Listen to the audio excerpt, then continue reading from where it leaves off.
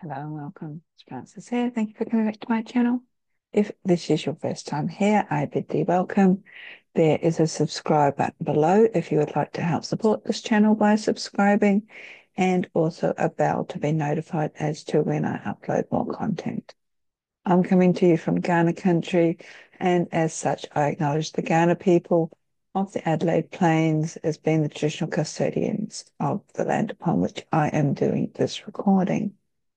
So if you have been visiting my channel this week, you know that it's been an influx of videos, and that's because the Return to the Mother Summit is on. So I hope if you've been watching any of these that you've enjoyed.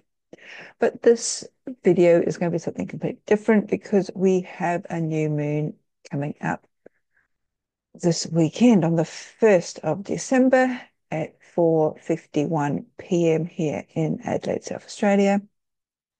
I think it's going to be on the 1st of December for most places in the world, but check out your time zone wherever you live. It's going to be in the astrological sign of Sagittarius, so that's the Archer, and it will be at 9 degrees 32 minutes. So when there is a new moon, this means that the sun and the moon are right next to each other, which is called conjunct, and the moon is just in its first sliver, so the sky is at its darkest peak, or one of its darkest points throughout the lunar cycle. So if you do have your natal or your birth chart, look to see what house 9 degrees 32 minutes of Sagittarius is in, because this is where you are going to be encouraged to look as to where you are wanting to make some change, or even to understand this house and associations in your life from a deeper soul-driven perspective as opposed to a superficial level. This is something that's coming from a deeper soul-driven level. Sagittarius is a mutable fire sign, meaning that it's very changeable, it's adaptable, very energetic. It's all about moving forward, not necessarily only physically, but could also be mentally or emotionally. It is a fire sign, so there is a lot of get up and go, so to speak. So you may be feeling the urge to open up for more guidance, maybe bringing in a new adventure, undertaking a spiritual awakening or something like this in your life, because Sagittarius is all about new experiences. But pause for a moment and consider, what new experiences do you really feel the call to be opening up to? And this is because of the other sort of planets and transits that's happening around this new moon at the same time. First, we do have Sun and Moon trining Mars, which is at 5 degrees 57 minutes, or 6 degrees of Leo. And Mars is about to station retrograde, which we'll actually be doing on the 6th of December. So this is a few days after the new moon. And when it stations retrograde, it's going to be traveling back into Cancer into about February next year before it stations direct again. And because Mars is slowing down, it's sort of giving us the opportunity to really look at what we want, especially for something a bit more longer term. Look at how you're going to acquire it or create it to bring it into your life. So it's about sort of the long-term determination, where immediate gratification may not necessarily be there straight away. So again, it's looking at something that's going to be lasting a little bit longer, keeping that sort of energy as focus until, said February next year, and keeping that goal in our frame of consciousness as well. Then we also have the Sun and Moon squaring Saturn at nearly 13 degrees of Pisces. So that's 12 degrees 54 minutes of Pisces, which is really impacting where the energies of the Sun and the Moon want to go, because they will both be at an exact square a few days after the new moon. first the moon, then the sun, which will actually bring the sort of energetic, this drive, this determination to move forward to a halt. And again, no immediate satisfaction out of any sort of Sagittarius expectations because Saturn grounds things. Saturn brings things into more of a reality sort of check, asking you to reflect on previous experiences and what the outcome of these previous similar experiences were. And also asking us, instead of rushing forward, to integrate the deep wisdom that we have actually gained from being there before. Sagittarius is also the house where Mercury is at. Mercury is retrograde at the moment at 20 degrees, 20 minutes. And again, Mercury is sort of edging us or urging us to move faster. But again, we're bringing this sort of reality check back in. And it's quite important because Mercury has this trickster aspect to us that Saturn is trying to sort of counteract, so to speak. And there's another interesting fact talking about Mercury and its placement of the sun and the moon. This is something that Pam Gregory talks about in her video, which you'll find listed below, is that the midpoint between where the sun and the moon is at and where Mercury is at is 14 degrees Sagittarius, and that point is known as the Great Attractor, indicating that this is or could have the potential of being a rather powerful new moon. Now, the Great Attractor is a gravitational anomaly that's happening out in space that actually sort of draws everything towards it, including galaxies. It can also bend light. It's actually moving backwards at the speed of some 600 kilometers per second and is immensely powerful with electromagnetic energy. To find out more about this Great Attractor, Phil Sedgwick has written an article, which is what Pam refers to in her video, and I've listed the link below as well. So coming back to Sagittarius, the planetary ruler of Sagittarius is Jupiter. And Jupiter is still in Gemini, where it's retrograde at 17 degrees, and it will not be moving into Cancer until June next year. So Gemini is associated with ideas, information, facts, social media. And with Jupiter expanding every sign that it's in, this could indicate or equate to an increase of information that we're being subjected to, which in itself could lead to feelings of being overwhelmed, overload. It can also bring in extremes, especially with respect to what's generated on social media. So my best advice is to breathe, check your sources and check them again, and also see how this information feels against your own sense of knowing. We have lived under a regime, we've been encouraged, shall I say, of not trusting us, our body, our own internal mechanisms. So we sort of doubt our own selves and our own point of balance.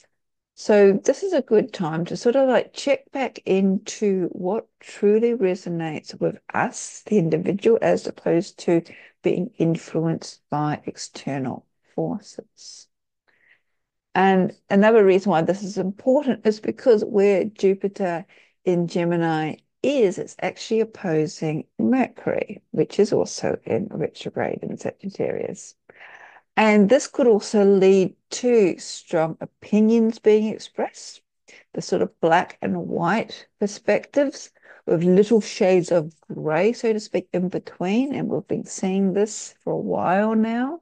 So again, it's sort of indicating a really good example or reasoning why to make sure of our source of truth.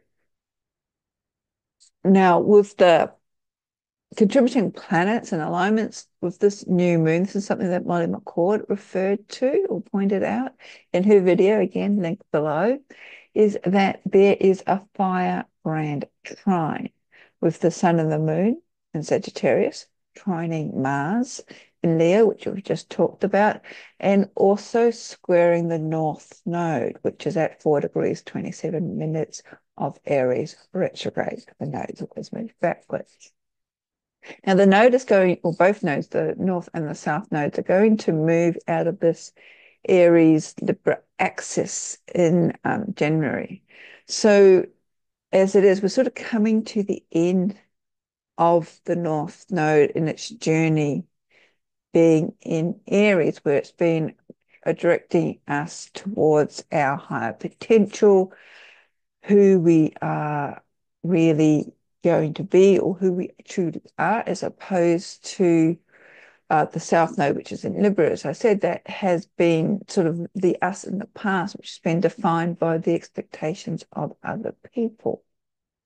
So it's a good time to sort of pause for a moment and consider what the relationship is that you have with yourself. And again, Saturn is reminding us to sort of check in with our past experiences. Now, Jupiter is also in a bit of a T-square to a dwarf planet Orcus at 17 degrees of Virgo. And this is, again, something else that Pam Gregory talked about, which I found of interest.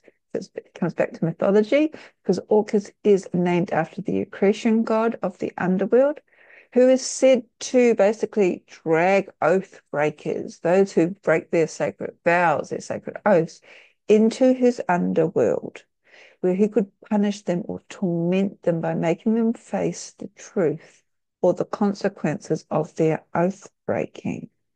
So this sort of highlights issues maybe being experienced around justice or truth.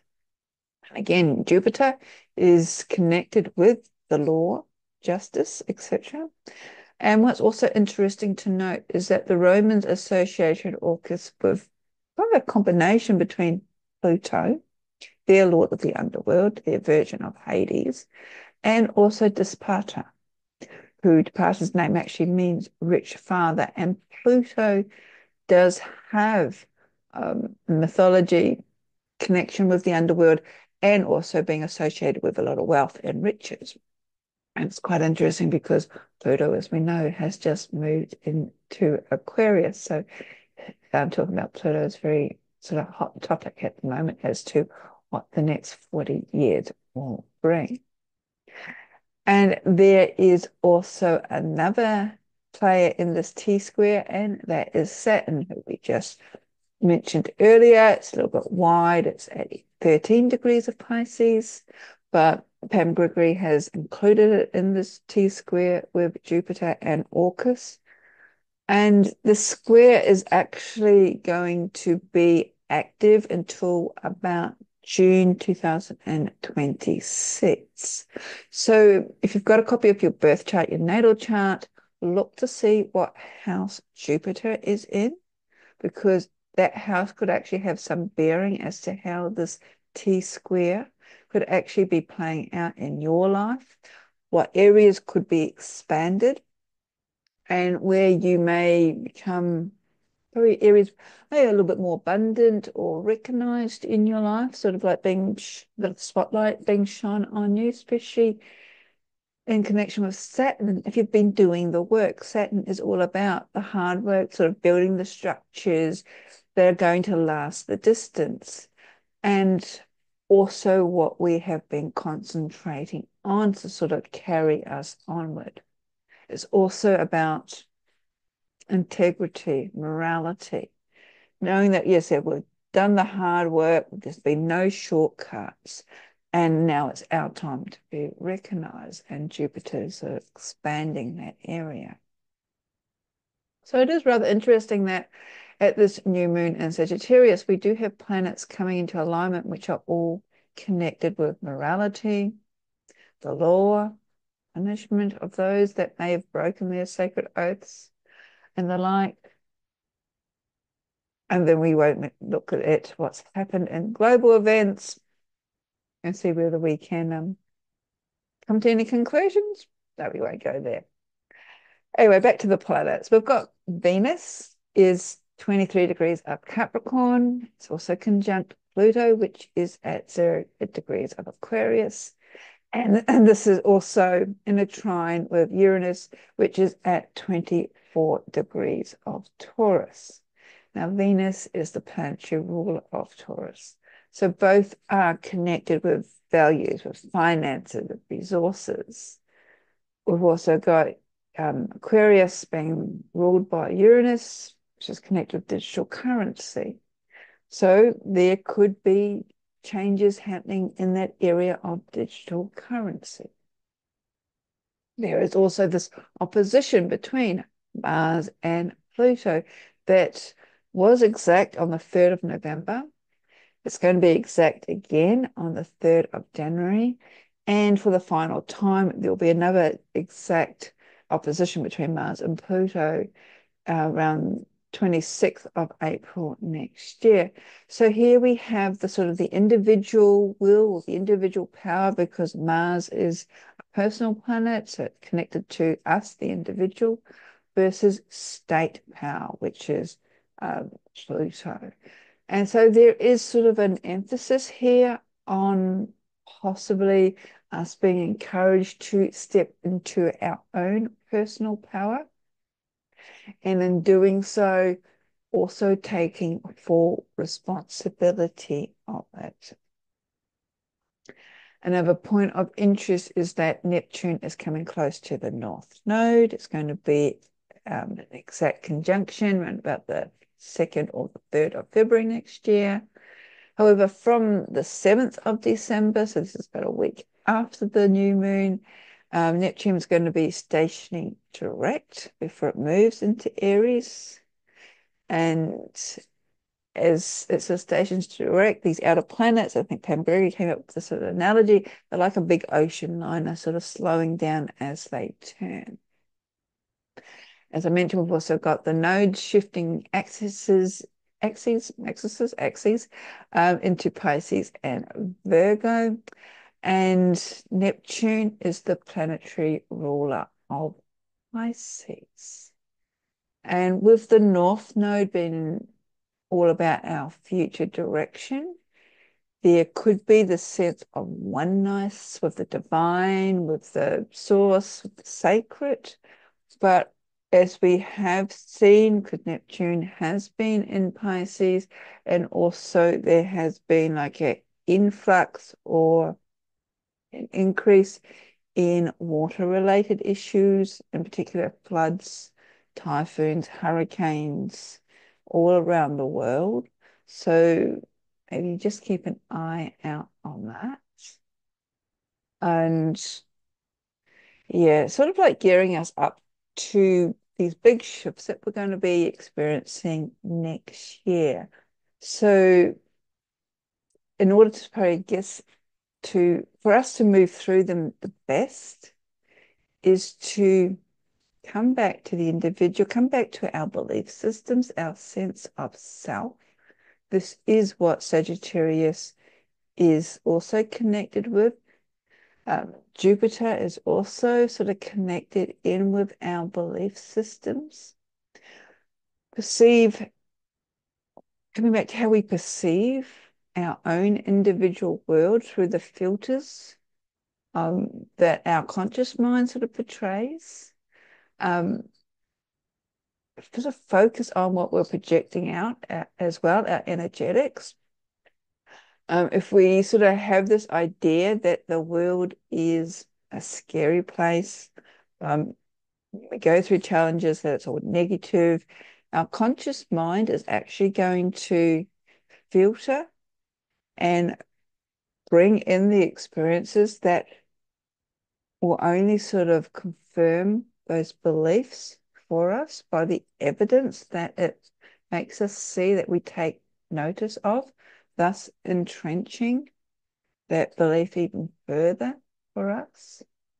However, if we see the world as in constant flux, that we ebb and flow with it, just like the moon and the tides, that there's a joy in this ebbing and flowing, that there is sort of everybody's coming from ultimately a place of peace, that there's a lot of good in the world, sort of focusing more on the topics that sort of give you that feel good feeling.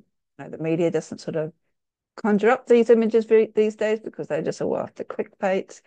But try and bring in joy and peace and love into your life. And then this also helps shape our conscious reality. And again, our conscious mind starts filtering this belief system with the evidence of peace, joy, these sort of feel-good factors. And this can actually shift our energetics. We can attract people of the like mind into our lives because our own energetics sort of mirror everybody else's. And then there's also the Hermetic axiom of as above, so below, as within, so without. So what we feel inside, we can project that outside into the world around us, into the energetics around us, and hopefully sort of take the edge off all the harshness, can I say, that's out there at the moment. Because I'm thinking it is very important. We are gearing up to some really big changes coming into the forefront next year. You may already be feeling these, so making you feel a little bit unsettled, especially when it comes to what you need to release, to let go of outdated belief systems, outdated ways that we used to do things. I know the energy seems to be speeding up, and sometimes it's very hard to get your head around decisions properly. With the increase in AI, we just don't know what's false news, what's true news. Seems to be very filtered, and it's not our own filtering. It seems to be our control. I don't want to get into conspiracy theories, but yeah, we're not seeing the whole truth out there. But and sometimes we just need to breathe. We just need to surrender. We just need to sort of trust in the universe that there is a bigger plan, trust in our sort of our soul essence, trust our body, whether we lean into things, whether we pull back, whether we sort of get a little icky feeling when we're being told something. Also need to be patient. And this unsettling that we may be feeling would actually be a good thing, especially if we're so deeply rooted in our belief systems. It could be like something's beginning to shake, starting to loosen up.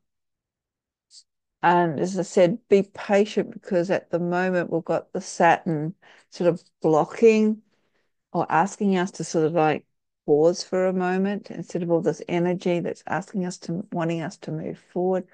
But Saturn's doing this to give us a bit of a breathing space.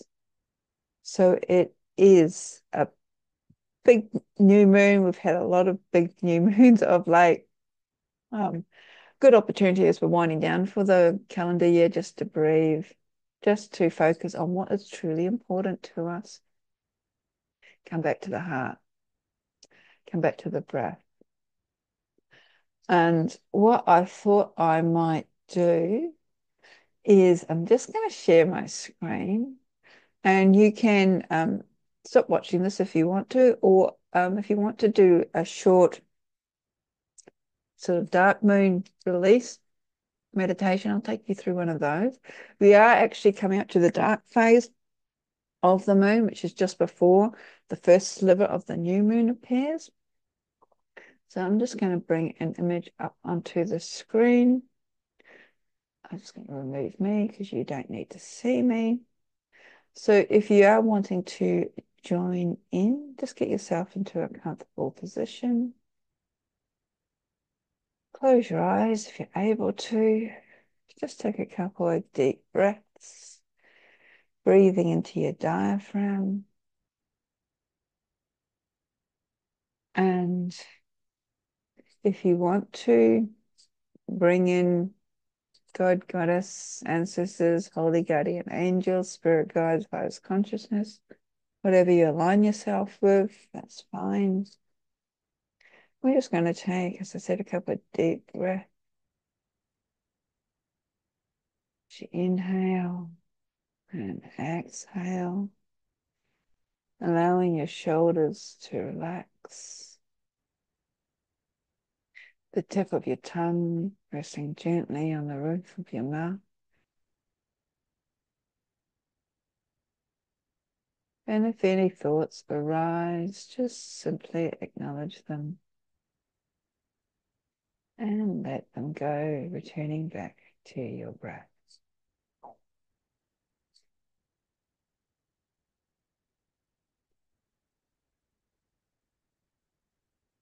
And then bring your conscious awareness to the base of your spine, your Muladhara chakra, that connects you with the earth. This is the seat of primordial energy. It's represented by a red spinning disc, relating to our core survival needs of food, shelter, safety. And when the chakra is opened and balanced, we gain confidence in our abilities to fulfill our deepest needs and desires. And we're just going to inhale, exhale, and then breathe into the space at the base of the spine. And in doing so, see the red spinning disc grow brighter and brighter.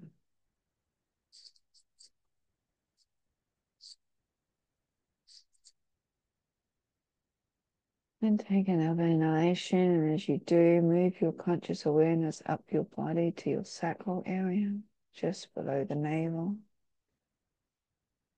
to the Svadhisthana, the dwelling place of your soul, represented by an orange disc. It is here where our masculine and feminine energies intertwine, giving rise to creative force. And it's through the chakra that we have the ability to connect with others on both a general as well as a more intimate level. And when the chakra is open and balanced, we feel intimately connected with the creative force of the universe. So as you inhale and exhale, breathing deep into the chakra, see the orange spinning disc growing brighter and brighter.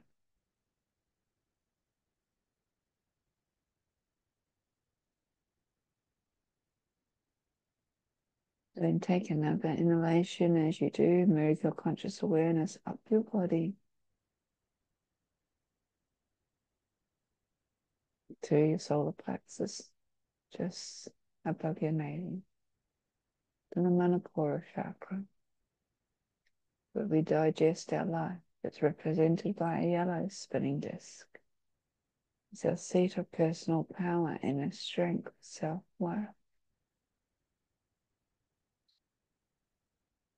And when opened and balanced, we feel empowered and confident in our ability to manifest our evolutionary intentions in the world. And as you breathe into the chakra, see the yellow spinning disc growing brighter and brighter.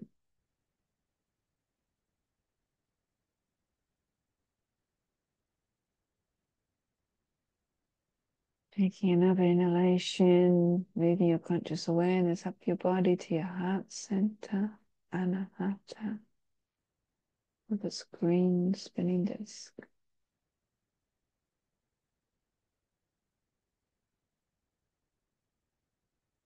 This is the center through which we give and receive unconditional love, compassion, forgiveness.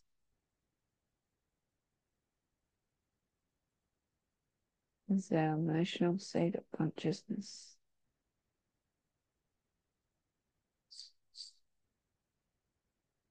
And when opened and balanced,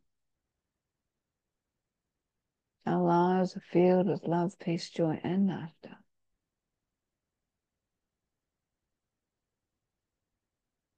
Inhale and exhale, and as you do, see the green spinning discs growing brighter and brighter.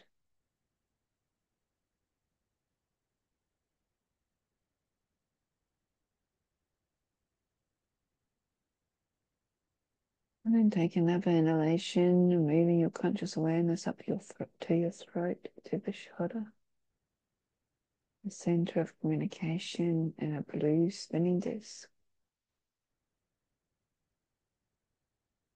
It's through the chakra that we identify and communicate our individual will. And when this chakra is opened and balanced, we feel comfortable speaking our truth, confident in the value of our voice being heard. And as you inhale and exhale, breathe into the chakra. You see the blue spinning disc growing brighter and brighter.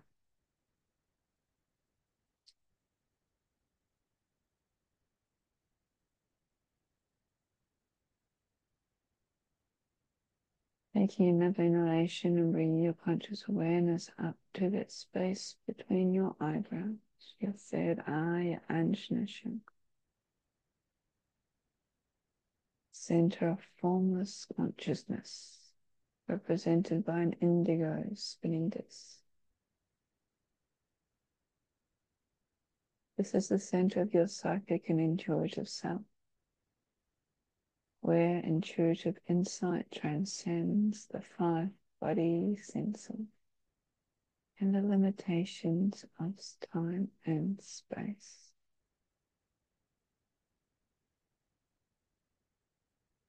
And when open and balanced, the Ajna chakra allows us to see into the eyes of the soul. And as we breathe into Ajna chakra, see the indigo spinning disc growing brighter color.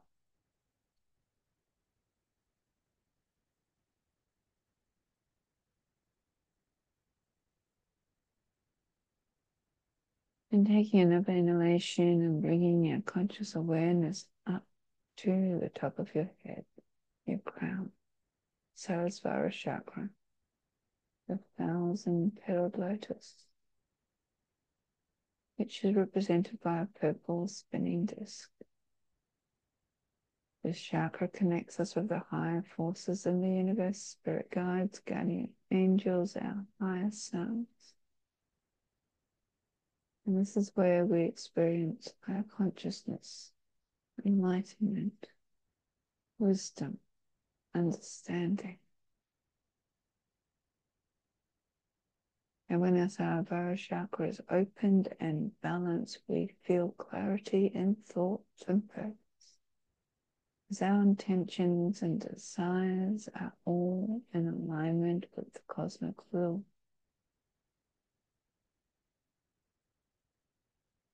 As we breathe into Sarasvara, the purple spinning disc grows brighter.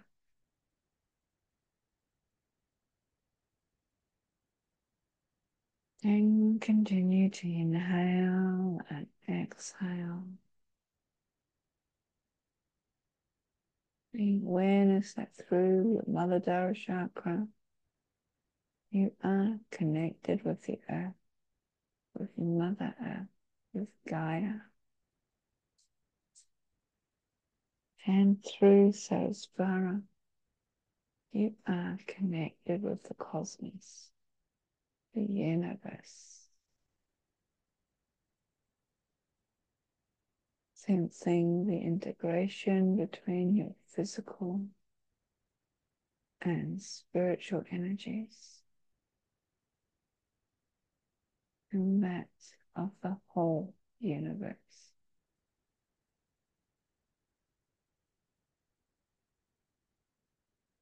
And continue to allow yourself to relax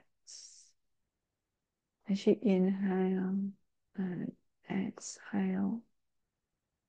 allowing yourself to become a channel, a conduit,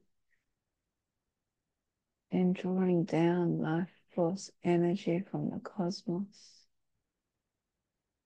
and drawing up grounding protective energy from terra firma, Mother Gaia, that is beneath you.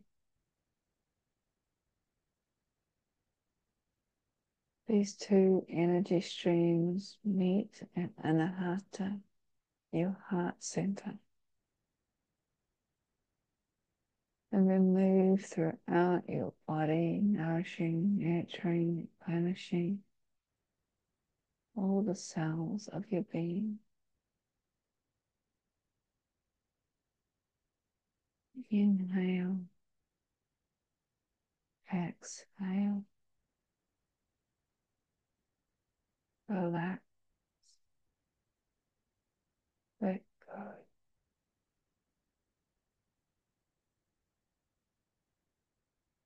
And as you breathe, surrender to the exhalation, the releasing, the letting go.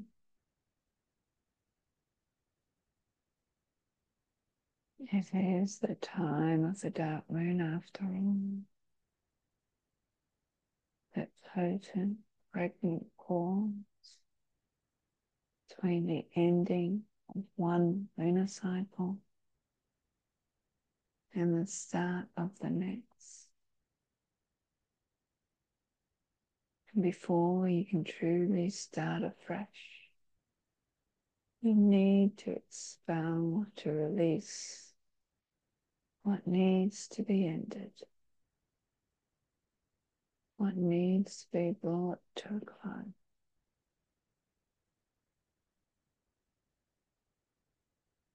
Inhale, exhale, bringing your awareness to your Anahata chakra, your heart center, expanding the green sphere of light from the space, sensing your heart opening, testing your vulnerability, your heart focused security, gently allowing any emotions to rise and fall with the breath. And coming back to the breath if you start to feel too overwhelmed. Just simply be. As you inhale and exhale.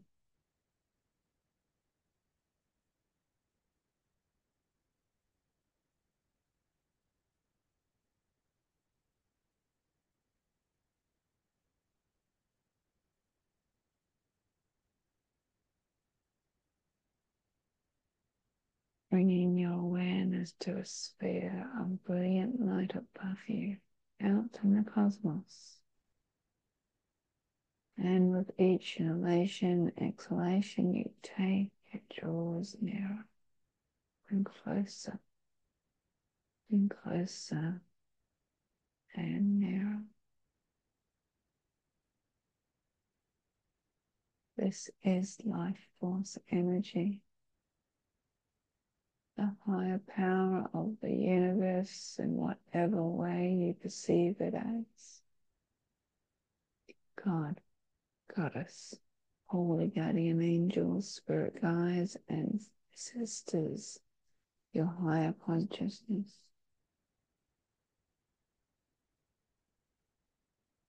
And as you breathe, surrender. Allow yourself to be embraced in this life force energy, dropping further and deeper into Anahata, deeper and further with each inhalation and exhalation, opening yourself up to the power that is above you and now within you. Your own inner power, your own sense of being, your own personal empowerment.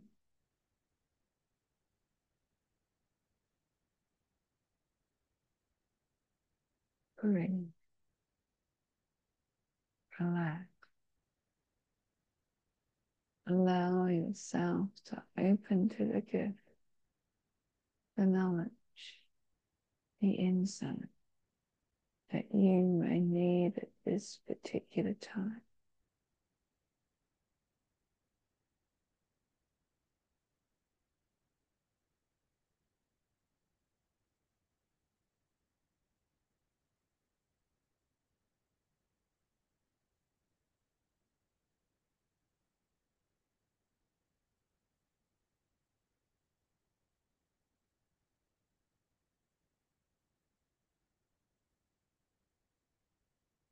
And now, as it's time to come back, bring your awareness to the top of your head, to your Sarasvara chakra, and visualize, imagine the purple spinning disc beginning to dissipate as the chakra closes from unwanted external influences. Bring your awareness to your third eye, between your eyebrows, to your Ajna chakra, and imagine or visualize the indigo colored disc beginning to dissipate as the chakra closes from unwanted external forces.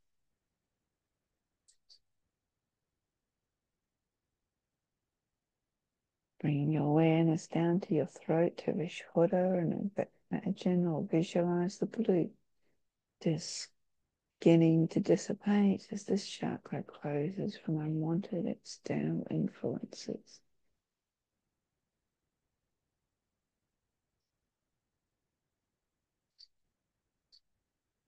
Bringing your awareness down to your heart center, the Anahata.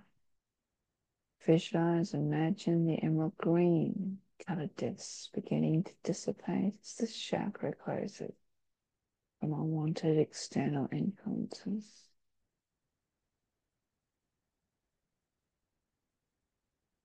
Bringing your awareness down to your solar plexus, to Manipuri. Visualize, imagine the yellow spinning disc beginning to dissipate as this chakra closes from unwanted forces and influences.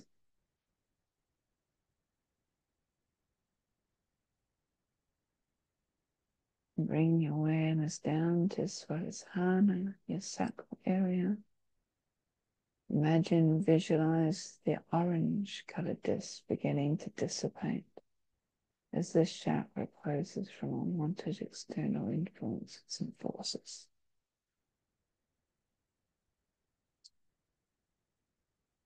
And then finally, bringing your awareness down to the base of your spine, to Muladhara. Visualize, imagine the red spinning disc beginning to dissipate as this chakra closes down on unwanted external influences.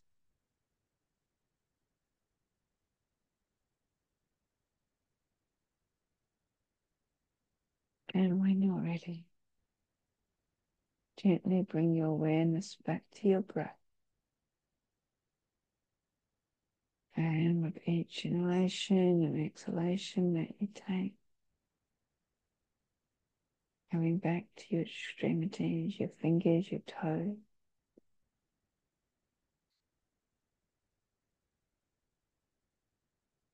Taking another couple of deep breaths. And when you're ready, begin to open your eyes.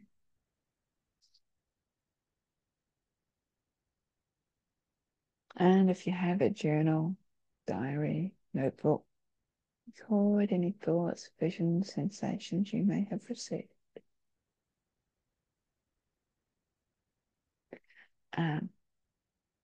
Hope this new moon goes well for you. Feel free to share any comments in the comment section below. I always go back and read them. If you haven't subscribed to my channel, please consider doing so.